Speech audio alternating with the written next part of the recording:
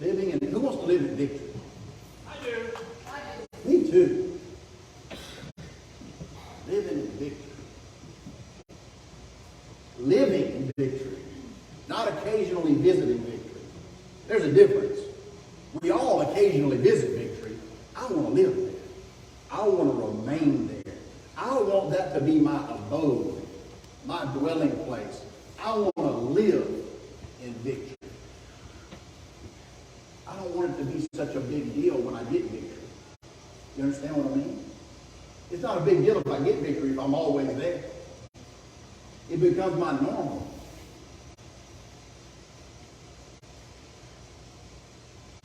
I want to paint you a picture. In biblical times, the kings were very flamboyant, very ornate, and they wore these very flamboyant robes. You've seen the robe of a king. Well, that robe for that king, that symbolized his position.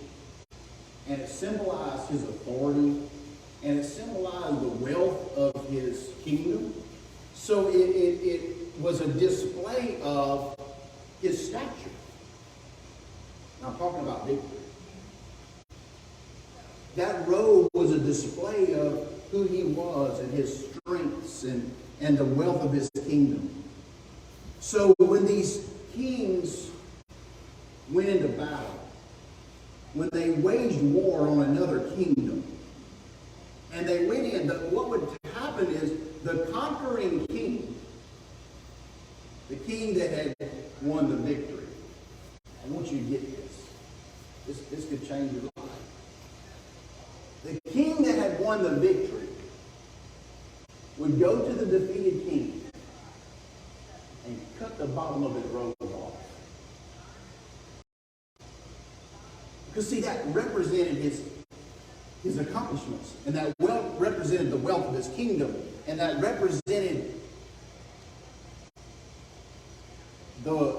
all of the good things that king wanted himself portrayed as. So the conquering king would just go cut that off. And you know what he would do with that? You know what he would do with that? He would sew it to the train of his robe. And what it meant was, everything you had, I just took it. And now it's part of my display. Okay?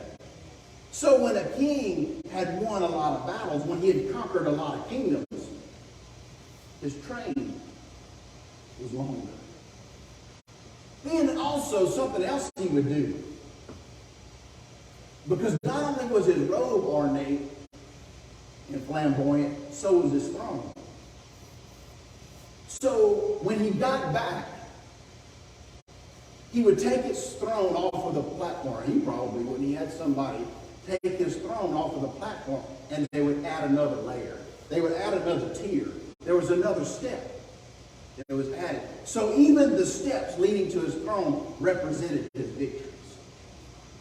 It represented his ability to conquer.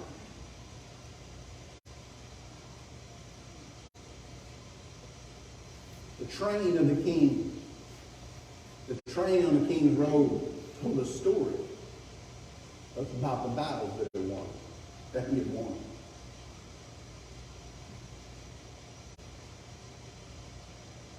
Isaiah 6:1. Watch this. And in the year King Uzziah died, I saw the Lord seated on a throne, high and lifted up, and the train of his robe filled the temple. You see that? I see the Lord where? High and lifted up. And the train of his robe filled the temple. Why was he high and lifted up? Because he had conquered all. That's right. Why was his train so long that it filled the temple? Because he had conquered all. That's right.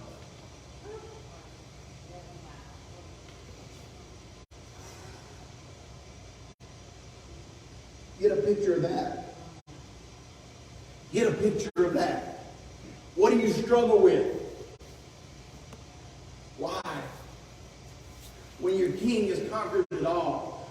Josh didn't know what I was preaching. He just sang, you're the one who has conquered it all. We sing it, but we don't see it. We sing about it, but we don't get a revelation of it. Our king has conquered it. Why am I struggling? If my king has conquered it all, I can go and I can look on the train of his robe and say, there it is. There's my fear. He's already conquered it. There's my shame. He's overcome it. There's my guilt. It's tied. It's sewn right there. He bears it. Why do I have to? He cut it off of me. When I surrender to him. That's right. When I surrendered to him, he cut it off of me and he sewed it to his train. Wow.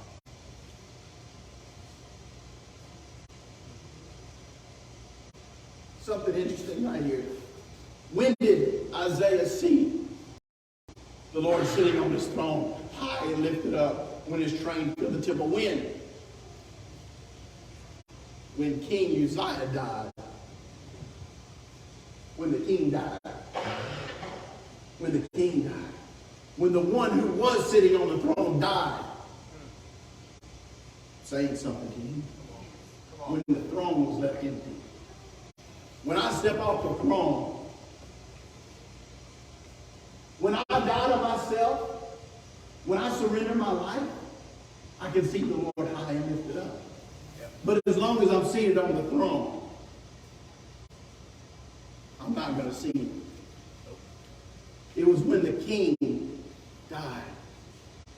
It was when I lay my life down for him. It's when I give up the struggle. It's when I give up the fight. It's when I quit going in the battle. A dead king don't go in the battle. It's when I give up going in the battle for my rights. When I quit fighting for what I deserve. When I quit struggling about my fears. When I give up fighting to maintain my own guilt and shame. You know people do that?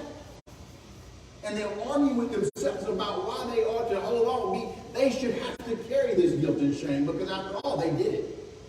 So they'll adamantly defend their own guilt. When Jesus is saying, just throw your hands up. Just surrender so I can cut that from you and tie it to the end of my robe. Quit wearing it around as an emblem of who you are. That's not who you are. Surrender. Take yourself off the throne.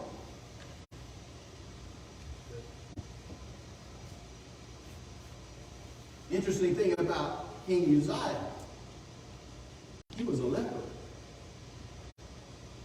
He was a leper. And his rotting flesh contaminated the throne room. You hear me? He was dying. His flesh was dying. How many Christians, your flesh is dying, but they dead yet? Remember, we were baptized, and this means I died with Christ. Now, as I'm raised, it's no longer me that lives, but I'm going to allow Jesus to live through me. It's a sign of surrender, right? But how many of us don't fully, really surrender? And we walk around with partially dead flesh. Can you identify with that? Sometimes parts of me fall off, but I still pick them up and carry them around. Rotten, stinking. And I'm contaminating the throne room.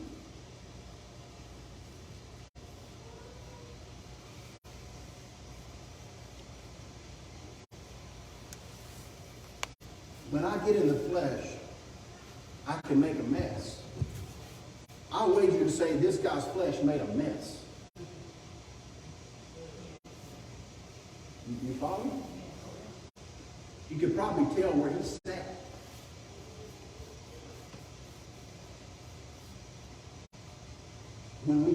flesh and sit on our throne, we make a mess. It stinks. It's rotten.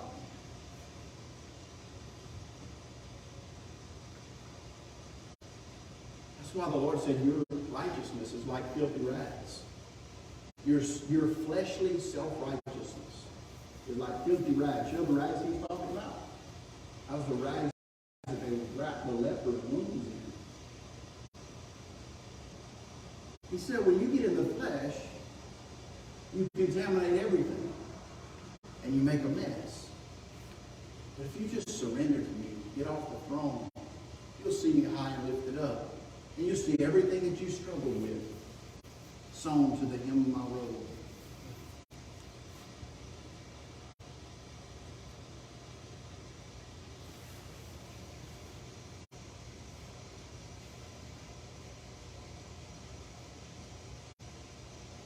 What I see in this is that when I stop trying to be the king and I die to my screaming, rotting flesh, I win every battle. When I die to myself and stop listening to my screaming flesh, you think his flesh screamed at him? Oh, I bet it hurt. So when I die to myself and I stop listening to my rotting, screaming flesh, I walk in victory in every area. Amen? Do you get that? Do you really get that? I want you to get this.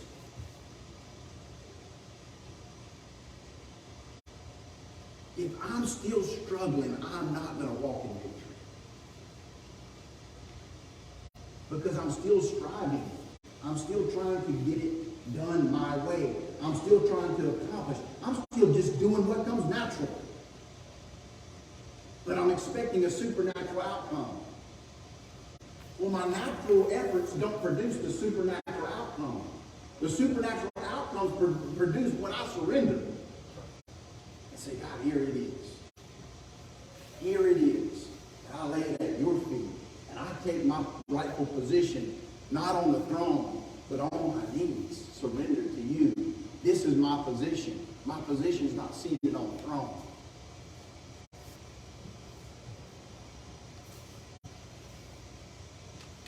When I look at the train sewn to the end of its road, I want to see them labeled my fear, my failure, my poverty, my insecurity, my addiction, my lack, my debt, my sin, my sickness, my disease, my heartache, my shame, my death, my hell, my grave, on and on. That's what I want to see. When I read, when I look at the train of his garment. Because if they're attached there, I know they're not attached to me. If I know they're attached there, I know they're not attached to me. That was the purpose of the cross. To have all that removed from you and attached to him. Are you with me? And all it takes is surrender. All it takes is surrender. All it takes is surrender. I want you to ask the Holy Spirit to reveal to you where your struggles are. And where you find your struggle, you'll find an area that you're still seated on the throne. And you haven't surrendered. And Natalie, I want you to remind me, when you see me struggling with something, that it's something I obviously have not surrendered to God. Because if I surrender to him, how can I struggle with it? I don't have to. I don't have to. I throw my hands up in the air and cut it off my robe and sew it to his. the thing. I can't proclaim it as my victory. It's sold to his road. So he's got to get glory. Because if I want to get the glory for it, guess what? It's got to be sown back to me. Then I take it over. And I'll mess it up. Because if I get it sowed back on me, I got to climb back up on that throne.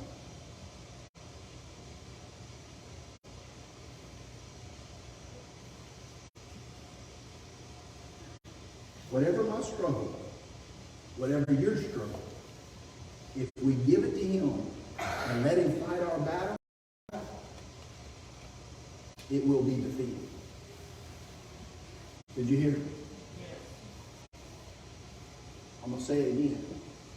Whatever my struggle and whatever your struggle, if we give it to him, it'll be defeated because he's never lost a battle. He's never lost a battle. He's undefeated. And here's some even better news. He never will. He never will lose a battle. He will never lose a battle. But I have to let him fight my battle. I can't fight my battle and then if I lose, blame him. I've done that. You've probably done it too. If I'm going to walk in his victory, I got to let him fight my battle. In spite of what I want to tell him. Right? In spite of what I want to say. In spite of how I think it ought to be done. If I'm going to let him fight the battle.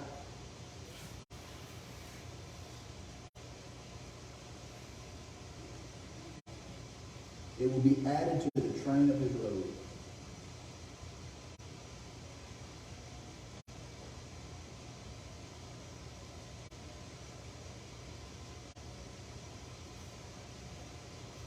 Here's the cool thing about God. He said that we are more than conquerors, right? He's the conqueror. We're the more than conquerors.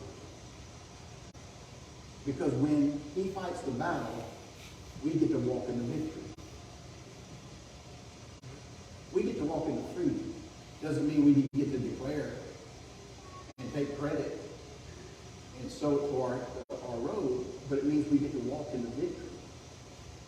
I don't care who gets the credit if I get to walk in the victory. I want him to receive the glory anyway. I just want the victory.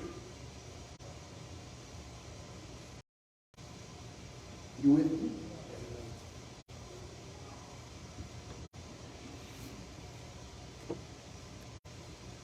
I have to give the battle to him and not resurrect my rotten flesh.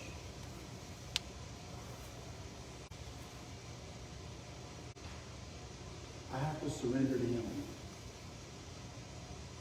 Surrender that battle over to him. And leave it. Not resurrect some rotten guy that's always trying to talk me into float him out of the grave. He begs to come out of the grave. Y'all know what I'm talking about? Do you have a flesh that begs to come out of the grave? That loves to scream? Holler from the grave about what you ought to do. If I was alive and up there, what I would do. Well, you're not something. Shut up. About walking in victory. You want victory? You want victory?